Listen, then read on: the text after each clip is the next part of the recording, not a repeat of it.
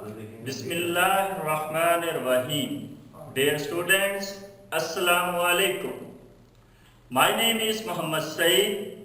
I am subject specialist chemistry at Divisional Public School and College Sahiwal. You are going to have my video lecture on FSC Part 2. Let's start today's lecture.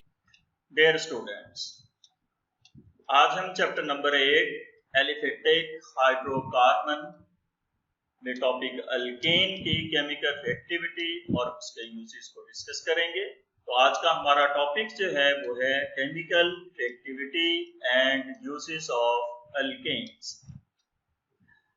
Students, आज के हमारे learning objective होंगे reactivity of alkanes और इसके साथ हम discuss करेंगे inertness of sigma bond और साथ हम केमिकल रिएक्शंस ऑफ अल्केन्स को डिस्कस करेंगे और लास्ट पर हम यूजेस ऑफ अल्केन्स को डिस्कस करेंगे।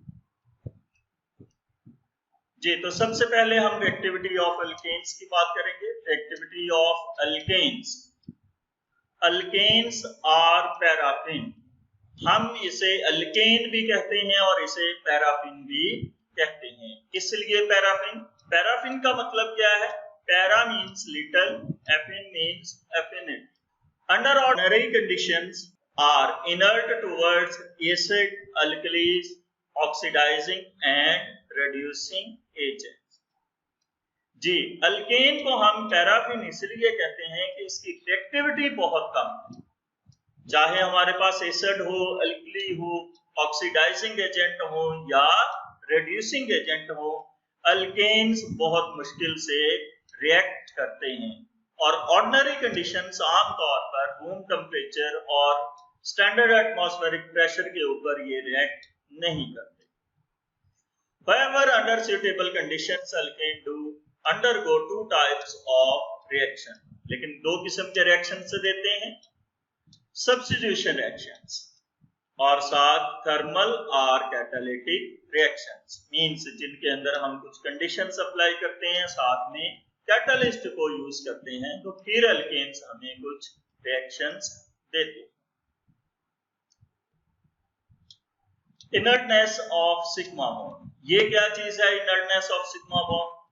बेसिकली पिछले लेक्चर में हमने इस चीज को डिस्कस किया था कि एल्केन्स आर सैचुरेटेड हाइड्रोकार्बन्स और उस सैचुरेशन के अंदर हमने ये बात की थी कि इनमें 4 जो सिंगल कोवलेंट बॉन्ड होते हैं एक्चुअली वो सिग्मा बॉन्ड होते हैं और सिग्मा बॉन्ड जो होते हैं ये पाई बॉन्ड की निस्बत बहुत स्ट्रॉन्ग बॉन्ड होते हैं, इसलिए एल्केन्स जो होते हैं ये लीस्ट रिएक्टिव होते हैं।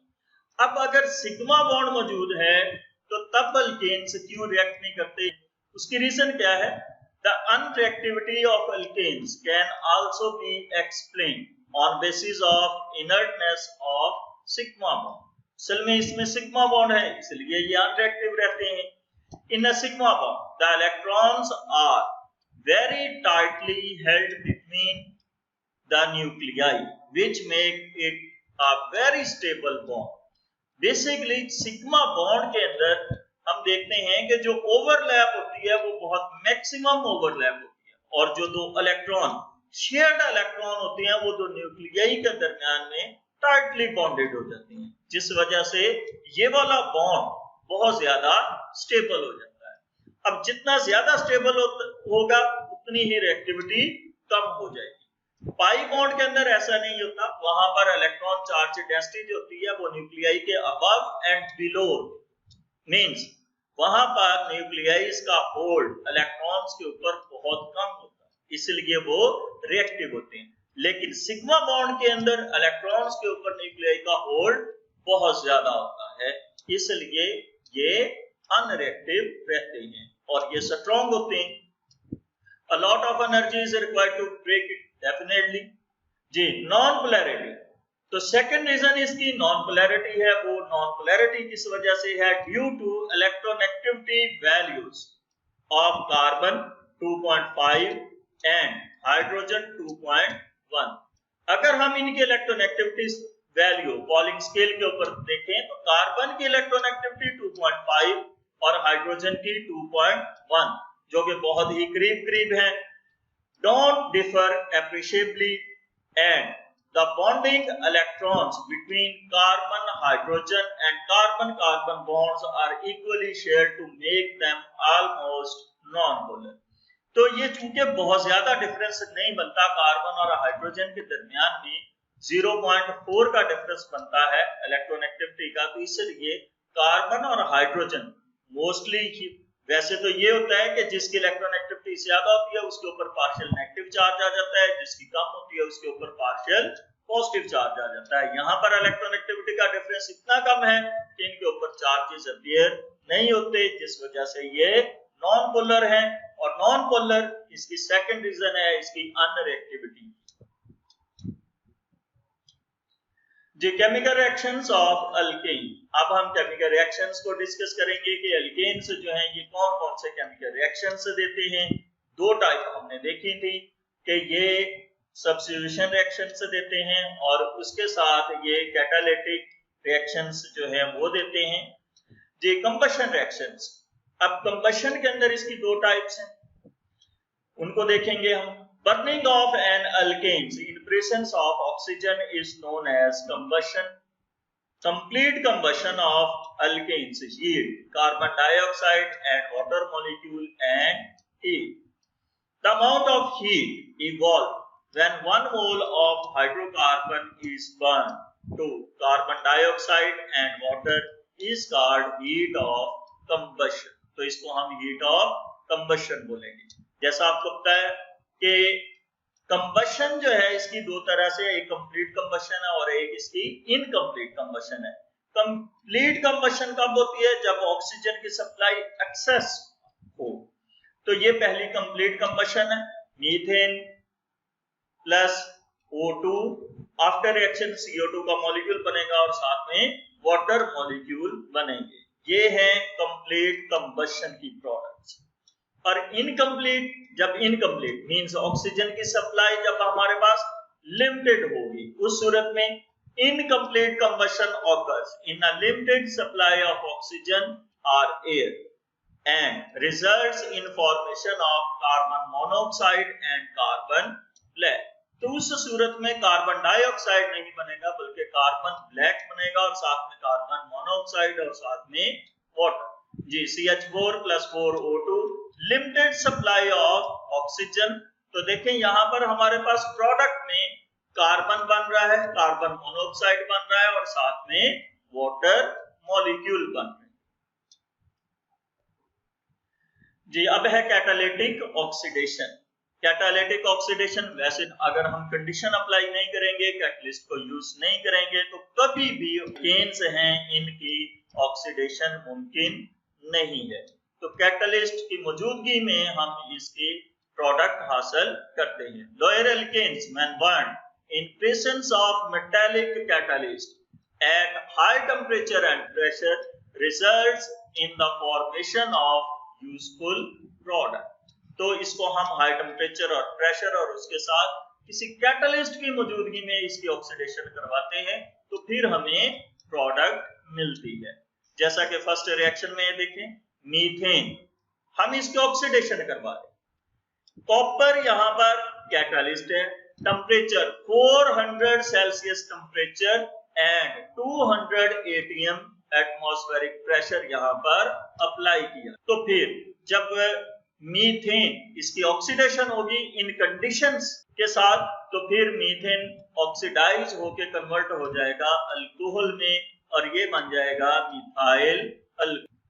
और फर्दर अगर हम ऑक्सीडेशन इसकी करवाते हैं मिथाइल अल्कोहल की, तो मिथाइल अल्कोहल जो है इसकी ऑक्सीडेशन जब होगी तो तब बनेगा हमारे पास एल्डिहाइड और साथ में वाटर मॉलिक्यूल। कंडीशंस वही हैं। कॉपर को हम एज अ कैटलिस्ट यूज कर रहे हैं, 400 Celsius temperature and 200 atm atmospheric pressure. और यहां पर बना हमारे पास फॉर्म एल्डिहाइड, ये फॉर्म एल्डिहाइड बना है। अब देखिए यहां पर अल्कोहल की ऑक्सीडेशन करवाई तो स्टूडेंट्स हमारे पास एल्डिहाइड बना है। और अगर हम एल्डिहाइड की ऑक्सीडेशन करवाएंगे तो उससे हमारे पास बनता है कार्बोक्सिलिक एसिड। मीन अल्कोहल के ऑक्सीडेशन से एल्डिहाइड, एल्डिहाइड के ऑक्सीडेशन से कार्बोक्सिलिक एसिड। जी, तो जब हम फॉर्म एल्डिहाइड के ऑक्सीडेशन करवाएंगे in presence of copper as catalyst at 400 Celsius temperature and 200 atm pressure, तो हमारे पास फॉर्मिक एसिड बन जाएगा।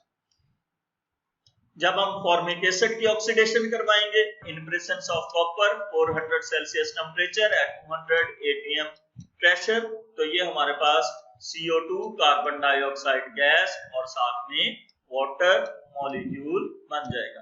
तो जब हमने यहां से ये डिफरेंट स्टेप्स हमने दिखाए, जब हम ऑक्सीडेशन करवा रहे हैं तो जब हमें साथ में यूजफुल प्रोडक्ट चाहिए तो साथ में हम उसकी डिस्टिलेशन करते रहेंगे। अगर हमें मिथाइल अल्कोहल चाहिए उसके वेपर्स हम हासिल कर लेंगे, फॉर्म एल्डिहाइड चाहिए उसके वेपर्स हमें मिल जाएंगे, कार्बोक्सिलिक ग्रुप फॉर्मिक एसिड चाहिए तो वो हमें उसके वेपर्स मिल जाए। जी, तो अब है हमारे पास nitration.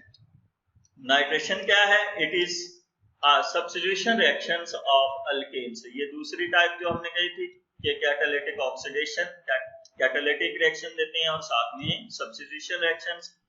It is a substitution reactions of alkanes in which a hydrogen atom of an alkane is replaced by a nitro group।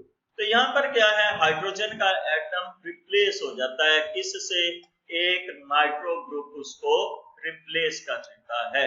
बिल्कुल सब्स्टिट्यूशन रिएक्शन जब हम हैलोजिनेशन ऑफ अल्केन्स पढ़ेंगे तो उसके अंदर हैलोजन उस हाइड्रोजन को रिप्लेस करता है, यहाँ पर नाइट्रो ग्रुप उसको रिप्लेस कर रहा है।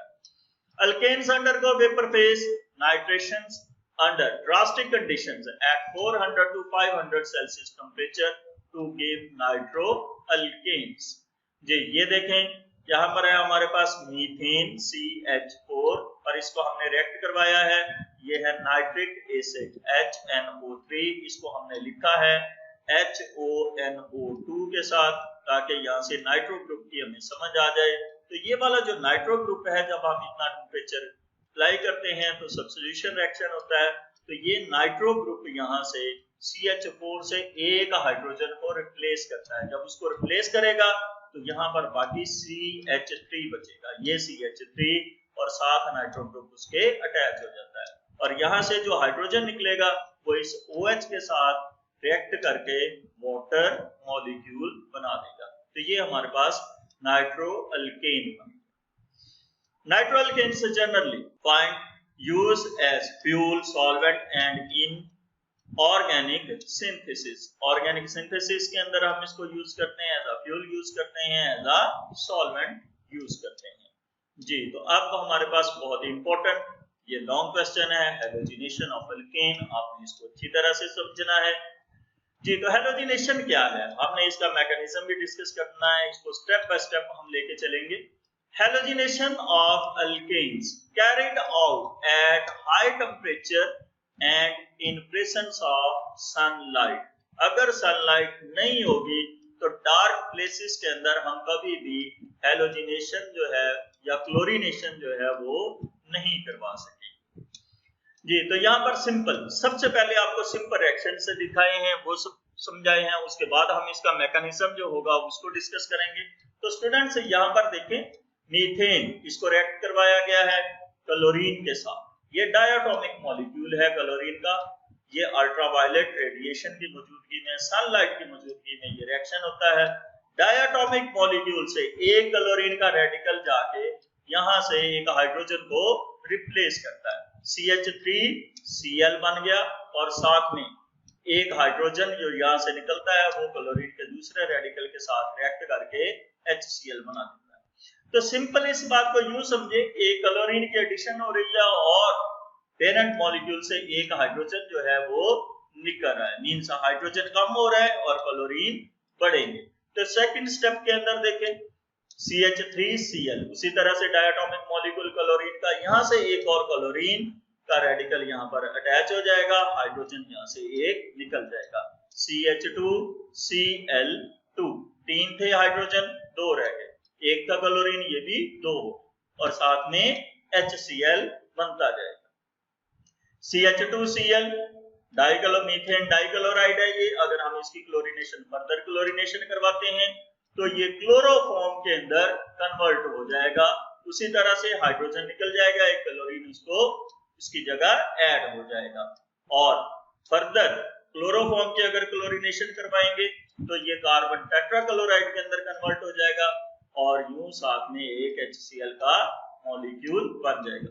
तो देखिए स्टार्ट हमने लिया मीथेन से। मीथेन के अंदर एक कार्बन 4 हाइड्रोजन के एटम। सब्स्टिट्यूशन क्या है कि हैलोजन ग्रुप ने हाइड्रोजन को रिप्लेस कर दिया और एंड प्रोडक्ट क्या है, एक कार्बन के साथ चारों हाइड्रोजन को क्लोरीन ने रिप्लेस कर दिया। और अब इस वक्त इसमें एक कार्बन के साथ 4 क्लोरीन के एटम अटैच है। तो आइए अब हम इसका बाकायदा मैकेनिज्म डिस्कस करते हैं कि ये किस तरह से रिएक्शंस होते हैं। Mechanisms of chlorination of methane, ये क्या है जी chlorination. Methane does not react with chlorine in dark. जैसा आपको बताया गया शुरू के अंदर कि मीथेन जो होता है ये डार्क प्लेसेस में सनलाइट के बगैर रिएक्ट नहीं करता। In presence of ultraviolet light react to form hydrogen chloride. तो यहाँ पर उसने हमें ये बताया कि अल्ट्रावायलेट रेडिएशन की मौजूदगी में हाइड्रोजन क्लोराइड मीन HCl बनता है। तो इसका मतलब मीथेन की जब हम क्लोरीनेशन करवाएंगे तो सबसे पहले HCl बनेगा। वो किस तरह से बनेगा जी, ये जनरल रिएक्शन पहले वाला आपको दिखाया गया है कि मीथेन उसकी क्लोरीनेशन करवाई इन प्रेजेंस ऑफ अल्ट्रावायलेट रेडिएशन। तो यहाँ पर हमारे पास HCl बना और साथ में methyl chloride. The mechanism for this reaction is known as free radical substitution। तो वो क्या है, सब्स्टिट्यूशन क्या है? सब्स्टिट्यूशन है हमारे पास replacement of an atom or group of atom by the different atom or group of atom। जैसा हमने नाइट्रेशन के अंदर देखा कि नाइट्रो ग्रुप हाइड्रोजन को रिप्लेस कर रहा है, हैलोजिनेशन के अंदर हमने देखा कि हैलोजन रिप्लेस कर रहा है। अब हम क्लोरीनेशन को डिस्कस कर रहे हैं, मींस क्लोरीन का एटम हाइड्रोजन के एटम को रिप्लेस कर रहा है जी। फ्री रेडिकल क्या है? Free radical species with an unpaired electron. ये वो स्पीशीज है जिसके पास अनपेयर्ड इलेक्ट्रॉन हो, उसे हम फ्री रेडिकल बोलते हैं। इसकी क्या जरूरत है, किस लिए, इसको भी देखते हैं। Free radicals are formed by the homolytic fission of bonds. In homolytic fission one electron from the shared pair goes to each atom.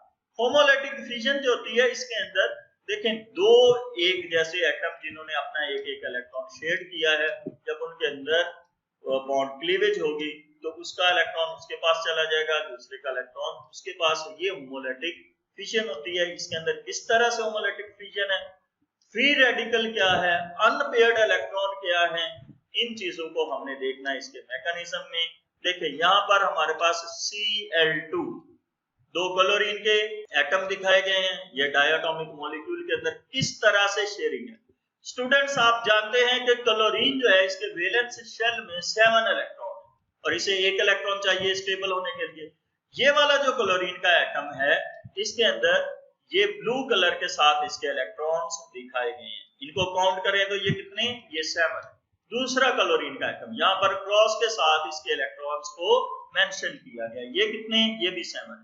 ये भी अनस्टेबल, ये भी अनस्टेबल। दोनों क्या करते हैं, वो अपना एक ब्लू इलेक्ट्रॉन, वो वाला अपना एक क्रॉस इलेक्ट्रॉन जो है वो शेयर करते हैं। तो यूं इनके दरमियान में सिंगल कोवलेंट बॉन्ड बन जाता है।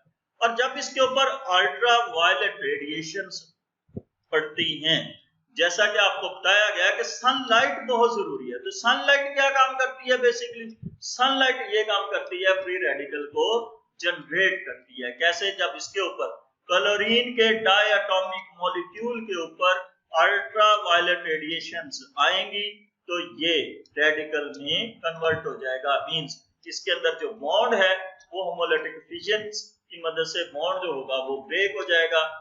जो इस क्लोरीन का इलेक्ट्रॉन था वो इसके पास आ जाएगा, जो इस क्लोरीन का इलेक्ट्रॉन था वो इसके पास आ जाएगा।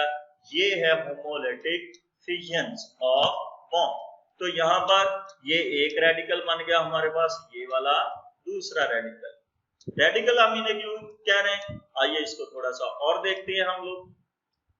जी क्लोरीन यहाँ पर डॉट के साथ आपको दिखाएंगे, देखें ये इनके दरमियान में एक इलेक्ट्रॉन, ये इस क्लोरीन का एक इसका, ये शेयरिंग ऑफ इलेक्ट्रॉन को दिखाया गया है बॉन्ड फॉर्मेशन के अंदर। क्लोरीन के अंदर सिंगल कोवलेंट बॉन्ड होता है, वो कैसे बनता है?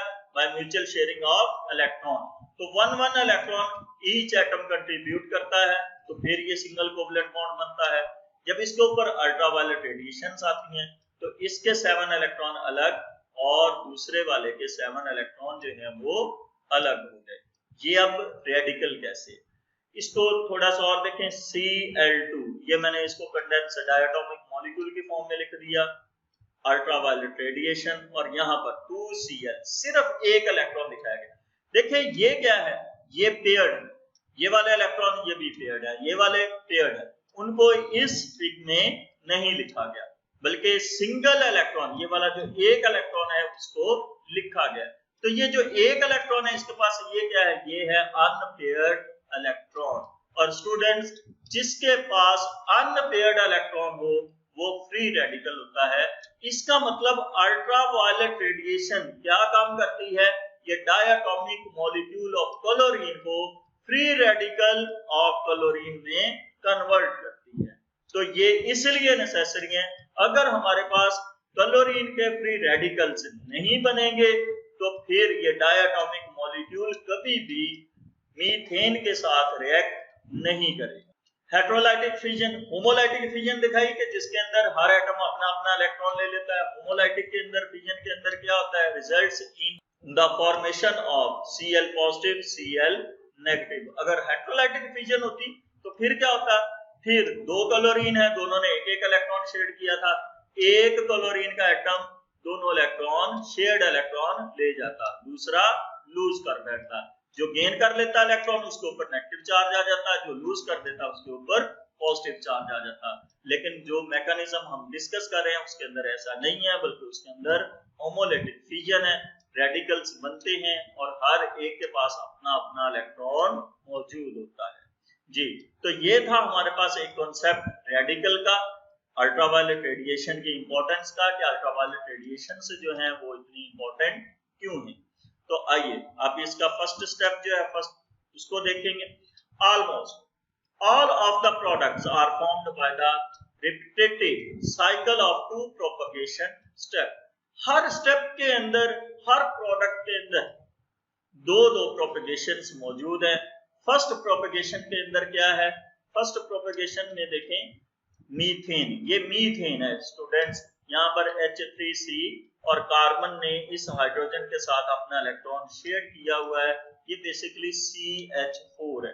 क्योंकि इस हाइड्रोजन की हमें जरूरत थी, उसको हमने अलग किया है, बाकी तीन हाइड्रोजन बिल्कुल इसी तरह से अटैच है जैसे ये वाला हाइड्रोजन इस कार्बन के साथ अटैच है, लेकिन हमने उनको कंडेंस फॉर्म में ही लिखा है। तो ये मीथेन है हमारे पास CH4।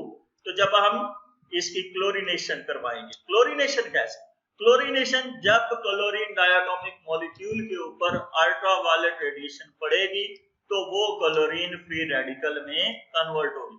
तो ये वाला जो फ्री रेडिकल जनरेट हुआ है बेसिकली ये रेडिकल मीथेन के साथ रिएक्ट करता है। डायटोमिक मॉलिक्यूल आपको बताया कभी भी मीथेन के साथ रिएक्ट नहीं करेगा। जी तो यहाँ पर ये रेडिकल अटैक करता है और स्टार्ट में हमने देखा था कि हाइड्रोक्लोरिक एसिड बनता है। तो कैसे, यहां से ये वाला क्लोरीन का फ्री रेडिकल इस हाइड्रोजन को रिएक्ट करेगा और ये बन जाता है हमारे पास, जब ये वाला हाइड्रोजन इस क्लोरीन के साथ मिलेगा तो ये बन जाएगा HCl और ये वाला अपना इलेक्ट्रॉन साथ ले गया हाइड्रोजन, इसने शेयरिंग कर ली इस फ्री रेडिकल के साथ और ये बन गया HCl। अब क्लोरीन को चाहिए कि इसके वैलेंस शेल के अंदर 8, आउटर मोस्ट शेल में 8 इलेक्ट्रॉन पूरे हो जाएं, तो देखें यहाँ पर उसके 8 पूरे हैं। हाइड्रोजन और हीलियम वो एटम है जिनको स्टेबल होने के लिए वैलेंस शेल में 2 इलेक्ट्रॉन चाहिए, तो इनके 2 पूरे हैं। लेकिन इस कार्बन के पास जो 4 इलेक्ट्रॉन है, 3 इलेक्ट्रॉन तो उसने इन 3 हाइड्रोजन एटम्स के साथ शेयर किए हुए, वो तो ये आ, और 4th इलेक्ट्रॉन इसका ये आ गया। तो अब इस मिथाइल रेडिकल के पास क्या है जी, ऑड नंबर ऑफ इलेक्ट्रॉन या अनपेयर्ड इलेक्ट्रॉन। तो ये क्या बन गया, ये रेडिकल बन गया। अब जब ये रेडिकल बन गया है तो सेकंड स्टेप प्रोपगेशन के अंदर ये वाला radical diatomic molecule of chlorine के साथ रिएक्ट करने की सलाहियत रखता है। Radical diatomic molecule of chlorine के साथ रिएक्ट करेगा ये रेडिकल। और यहाँ पर एक बात और नोट कर ले कि जो न्यूट्रल मॉलिक्यूल होता है उसकी निस्बत जो रेडिकल होता है उसकी रिएक्टिविटी बहुत ज्यादा होती है। मीथेन ऊपर क्या था, ऊपर था न्यूट्रल मॉलिक्यूल, तब इसकी रिएक्टिविटी कम थी। सेकंड स्टेप के अंदर ये वाला जो है ये एल्काइल रेडिकल बन गया है, तो यहाँ पर इसकी रिएक्टिविटी जो है वो बहुत ज्यादा है और ये डायटोमिक मॉलिक्यूल के साथ रिएक्ट करेगा और क्या बना देगा, ये मिथाइल क्लोराइड बना देगा और साथ में क्लोरीन का एक फ्री रेडिकल जनरेट होगा। फ्री रेडिकल क्या है, जिसके पास ऑड नंबर या अनपेयर्ड इलेक्ट्रॉन मौजूद हो। देखें ये पेयर्ड, ये वाला पेयर्ड और ये वाला एक अनपेयर्ड, ये odd number of electron. In two steps के अंदर जो ओवरऑल रिएक्शंस है वो किस तरह से, तो यहाँ पर स्टूडेंट देखें क्लोरीन का फ्री रेडिकल और ये दूसरा क्लोरीन का फ्री रेडिकल। जो चीज रिएक्टेंट के अंदर यूज हो रही हो प्रोडक्ट के अंदर बन जाए उसे हम कैंसिल कर देंगे, तो ये दोनों ओवरऑल रिएक्शन में नहीं लिखे जाएंगे। और इसी तरह से मिथाइल, ये है हमारे पास मिथाइल का फ्री रेडिकल और सेकंड स्टेप के अंदर ये मिथाइल का, यहाँ पर ये प्रोडक्ट है, यहाँ पर ये रिएक्टेंट है, तो रिएक्टेंट प्रोडक्ट ये दोनों कैंसिल। और ओवरऑल रिएक्शन में बाकी हमारे पास क्या है जी, बाकी हमारे पास है जी H3CH मींस मीथेन, ये प्लस और क्या चीज है जी, और है हमारे पास ये वाला डायटोमिक मॉलिक्यूल ऑफ क्लोरीन और अल्ट्रावायलेट रेडिएशन। और इधर से प्रोडक्ट साइड से हमारे पास क्या है जी H3CCl means methyl chloride plus उसके साथ क्या है, उसके साथ है हमारे पास ये वाला HCl। तो ये हमारा फर्स्ट स्टेप जो है, फर्स्ट रिएक्शन जो है, देखिए वो 2 स्टेप्स के अंदर कंप्लीट हुआ है। इसको कंडेंस फॉर्म में आप यूं कर सकते हैं, ये जो H3CH लिखा था इसको CH4 इकट्ठा कर दिया प्लस Cl इन दोनों को इकट्ठा कर दिया, Cl2 diatomic molecule ultraviolet radiation, CH3Cl methyl chloride plus HCl ji.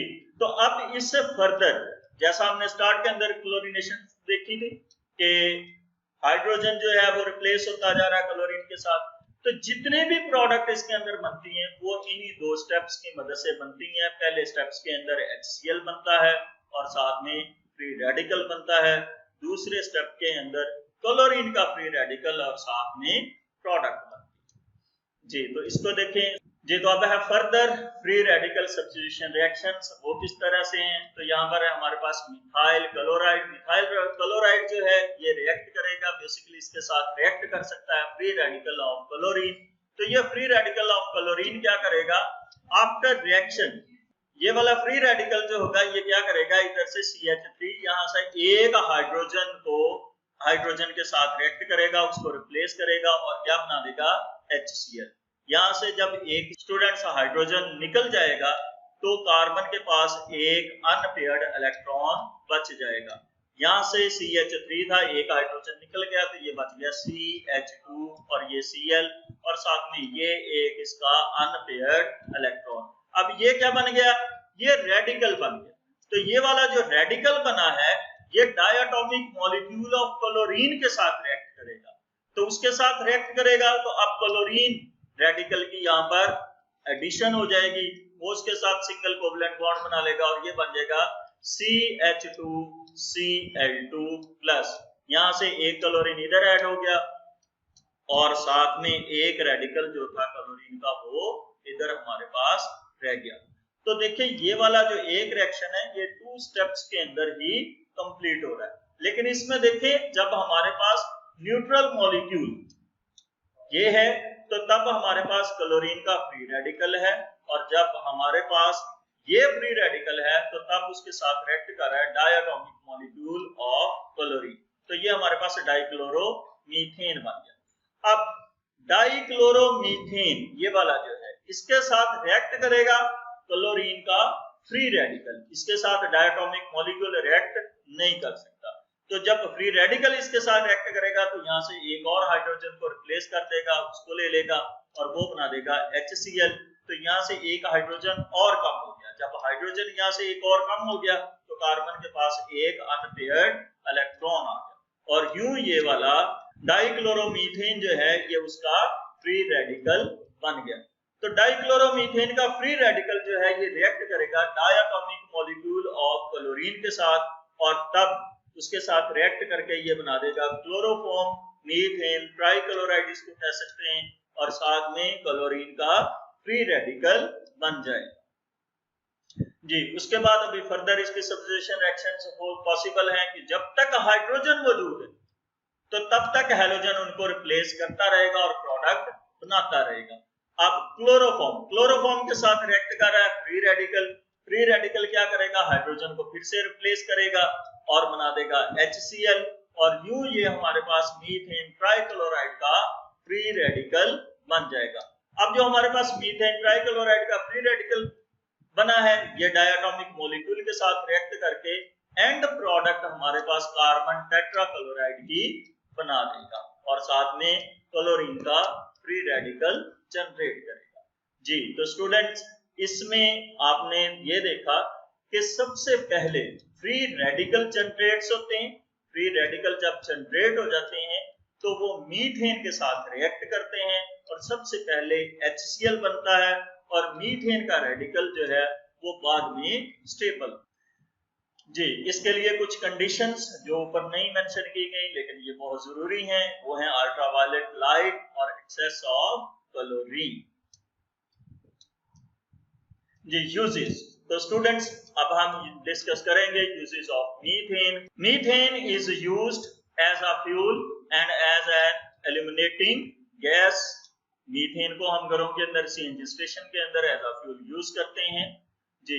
For the preparation of methyl chloride, dichloromethane, chloroform and carbon tetrachloride, ये हमने अभी इसकी प्रोडक्ट देखी हैं कि ये बनती है इससे। For industrial preparation of methyl alcohol, formaldehyde and hydrogen cyanide. For the preparation of carbon black used in paint, printing inks and automobile tyres. इससे कार्बन ब्लैक बनाई जाती है जो कि पेंट्स, प्रिंटिंग इंक और ऑटोमोबाइल टायर्स में इस्तेमाल होती है। To manufacture urea fertiliser, urea fertiliser के अंदर methane as a raw material use किया जाता है। इस तरह से वहां पर इसकी क्रैकिंग की जाती है, क्रैक करते हैं तो कार्बन अलग, वो कार्बन ब्लैक होता है जो पेंट, प्रिंटिंग के अंदर यूज होता है और साथ में दो हाइड्रोजन के मॉलिक्यूल अलग निकल बनते हैं। उन हाइड्रोजन को नाइट्रोजन के साथ रिएक्ट करवा के अमोनिया गैस बनाई जाती है। उस अमोनिया गैस से फिर यूरिया फर्टिलाइजर प्रिपेयर की जाती है जी। तो अब हम इसको रीकैप करेंगे स्टूडेंट्स कि आज के लेक्चर में हमने क्या सीखा, क्या पढ़ा है, उसको एक दफा से फिर देखते हैं जी। आज के लेक्चर में स्टूडेंट्स हमने केमिकल रिएक्टिविटी ऑफ अल्केन्स के ऊपर बात की है कि अल्केन्स की रिएक्टिविटी क्या है और उसमें हमने ये बात भी देखी कि इनर्टनेस ऑफ सिग्मा बॉन्ड, इसकी रिएक्टिविटी बहुत कम है। उसकी रीजन क्या है, सिग्मा बॉन्ड की इनर्टनेस। उसको हमने देखा कि ये इनर्ट क्यों होते हैं। ये इनर्ट इसलिए होते हैं कि सिग्मा बॉन्ड के अंदर जो शेयर्ड इलेक्ट्रॉन्स होते हैं वो टाइटली बॉन्डेड होते हैं बिटवीन टू न्यूक्लियाई। न्यूक्लियस का होल्ड उनके ऊपर बहुत ज्यादा होता है, इसलिए वो आसानी से रिएक्ट नहीं कर सकते। लेकिन अल्केन्स कुछ केमिकल रिएक्शंस देता है। अल्केन्स के केमिकल रिएक्शंस को हमने डिस्कस किया। तो अब हम दोबारा से एक दफा इसके जो केमिकल रिएक्शंस हैं उनको डिस्कस करते हैं, उनको रिवाइज करते हैं कि कौन कौन से रिएक्शंस हमने देखे। सबसे पहले हमने इसकी कंबशन रिएक्शन देखे। एक्सेस सप्लाई है जब हमारे पास ऑक्सीजन की, तो तब हमने देखा हमारे पास कार्बन डाइऑक्साइड और वाटर मॉलिक्यूल बनता है। और जब हमारे पास लिमिटेड सप्लाई ऑफ ऑक्सीजन है तब हमारे पास कार्बन मोनोऑक्साइड और साथ में वाटर मॉलिक्यूल बनता है। कैटालिटिक ऑक्सीडेशन हमने देखी कि कैटलिस्ट कॉपर की मौजूदगी में at 400 Celsius temperature and 200 atm pressure के ऊपर हमने इसकी कुछ यूजफुल प्रोडक्ट देखी थी। कि वो बनती हैं, वो कैसे हैं। मीथेन, यहाँ पर इसकी ऑक्सीडेशन करवाई गई है। जब हम इसकी ऑक्सीडेशन करवाते हैं इस मीथेन की, तो स्टूडेंट्स आपको याद होगा ये मीथेन मिथाइल अल्कोहल में कन्वर्ट हो जाती है। और आपको ये बात भी बताई थी कि जब हम अल्कोहल की ऑक्सीडेशन करवाते हैं तो तब अल्कोहल एल्डिहाइड में कन्वर्ट हो जाती है। हमारे पास है मिथाइल अल्कोहल, तो ये फॉर्म एल्डिहाइड में कन्वर्ट हो गया। फॉर्म एल्डिहाइड की ऑक्सीडेशन करवाएंगे तो ये हमारे पास फॉर्मिक एसिड के अंदर कन्वर्ट हो जाएगा। अल्कोहल, उसकी ऑक्सीडेशन करवाएंगे तो एल्डिहाइड, एल्डिहाइड की ऑक्सीडेशन करवाएंगे तो वो हमारे पास कार्बोक्सिलिक एसिड बन जाता है, जैसा कि ये फॉर्मिक एसिड दिखाया गया। फर्दर उसकी ऑक्सीडेशन जब हम करवाएंगे तो तब हमारे पास कार्बन डाइऑक्साइड और वाटर मॉलिक्यूल बन जाएगा। तो यहाँ पर स्टूडेंट आपको एक ही स्टेप के अंदर सारे रिएक्शंस जो हैं वो समझाए गए हैं। ये सारे के सारे रिएक्शंस जो हैं ये कॉपर कैटलिस्ट की मौजूदगी में 400 सेल्सियस टेम्परेचर और 200 atm प्रेशर के ऊपर होती है। नाइट्रेशन को दिखाया गया था। नाइट्रेशन हमारे पास क्या है, सब्स्टिट्यूशन रिएक्शन है और इसमें एक नाइट्रो ग्रुप जो होता है वो हाइड्रोजन को रिप्लेस करता है। और हमने नाइट्रोमीथेन की प्रिपरेशन देखी थी कि वो किस तरह से बनती है, नाइट्रो अल्केन की प्रिपरेशन देखी थी कि वो किस तरह से हमारे पास बनती है। और लास्ट के ऊपर हमने बहुत इंपॉर्टेंट मैकेनिज्म डिस्कस किया था, वो है हैलोजिनेशन का। हैलोजिनेशन क्या है, हैलोजिनेशन भी सब्स्टिट्यूशन रिएक्शन है जिनके अंदर हैलोजन हाइड्रोजन को रिप्लेस करता है। और हम इसको क्लोरीनेशन कह सकते हैं, हैलोजिनेशन कह सकते हैं। उसका हमने क्लोरीनेशन का मैकेनिज्म डिस्कस किया था कि वो किस तरह से होती है। आइए उसको फिर से देखते हैं। मीथेन, और जब हम उसकी क्लोरीनेशन करवाते हैं इन प्रेजेंस ऑफ सनलाइट, तो ये हमारे पास मिथाइल क्लोराइड और साथ में HCl में कन्वर्ट हो जाती है। और जब हम फर्दर उसकी अल्ट्रावायलेट रेडिएशन की मौजूदगी में क्लोरीनेशन करवाते हैं तो तब क्लोरीन जो है वो फिर से हाइड्रोजन को रिप्लेस करता है और हमारे पास जो प्रोडक्ट है वो मीथेन डाइक्लोराइड बन जाता है और साथ में HCl बन जाता है। फर्दर अल्ट्रावायलेट रेडिएशन की मौजूदगी में हम उसकी क्लोरीनेशन करवाते हैं तो ये हमारे पास क्लोरोफॉर्म बनता है और साथ में HCl बनता है। फर्दर उसकी क्लोरीनेशन करवाते हैं इन प्रेजेंस ऑफ अल्ट्रावायलेट रेडिएशन, तो तब हमारे पास कार्बन टेट्राक्लोराइड बन जाता है और साथ में HCl बन जाता है। ये स्टूडेंट्स आपको जस्ट रिवाइज करवाया गया है, इसको इसलिए एक ही स्टेप के अंदर इस रिएक्शन को कंप्लीट किया गया है। जब आपने इसको as a long question attempt करना है तो जिस तरह से हमने स्लाइड्स के अंदर इसका मैकेनिज्म डिस्कस किया है आपने बिल्कुल इसको उसी तरह से लिखना है जी। इसके साथ स्टूडेंट्स आपके लिए एक छोटी सी असाइनमेंट है, जस्ट 2 क्वेश्चन है। पहला क्वेश्चन है आपसे कि why alkanes don't give addition reaction. हमने देखा कि एल्केन्स एडिशन रिएक्शन नहीं देते। प्रिपरेशन के अंदर पिछले लेक्चर में जब हमने एल्केन्स की प्रिपरेशन देखी थी तो उसके अंदर हमने कुछ एडिशन रिएक्शंस करवाए थे, लेकिन किसके, अल्कीन के और अल्काइन के। लेकिन अल्केन से जो है ये एडिशन रिएक्शंस नहीं देते। क्यों नहीं देते ये आपने बताना है। और उसके साथ write down the mechanism for the reaction between chlorine and ethane. गौर से देखें इसको, ये है इथेन। हमने जिसको डिस्कस किया है वो क्लोरीन और मीथेन का है। तो यहाँ पर आपसे जो पूछा गया है वो मैकेनिज्म पूछा गया है, write down the mechanism for the reaction between chlorine and ethane to form dichloroethane. Product तो इसकी इससे भी ज्यादा बनती है लेकिन आपसे जस्ट डाइक्लोरोइथेन तक पूछा गया है। इसका मैकेनिज्म वो आपने जरूर करना है।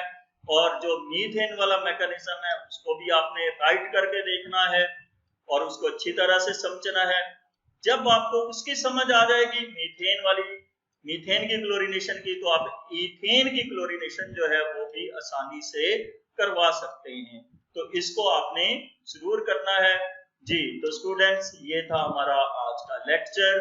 अपना फीडबैक और अपनी सजेशंस हमें जरूर दीजिएगा और इसके साथ हमें इजाजत दें। हमारे चैनल को जरूर लाइक और सब्सक्राइब कीजिएगा। Thank you. Allah Hafiz.